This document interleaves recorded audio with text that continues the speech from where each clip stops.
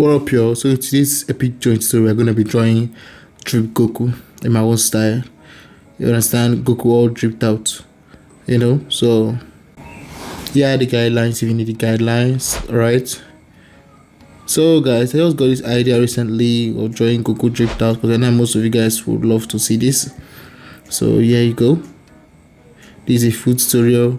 If the video is too fast for you, you can just slow it down. You can go through it step by step. So guys, as usual, don't forget to like and subscribe. Comment down below what you think about the video. Comment your thoughts, okay?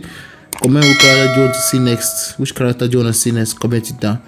I'm seeing that most of you guys are requesting for Madara Uchiha with the Susanoo. I'm working towards that, okay? I'm working towards it. So yeah, let me know if you guys see the video page, and don't forget to hit that subscribe button if you're new to the channel. Alright, let me know if you guys see the video. Hope you enjoy.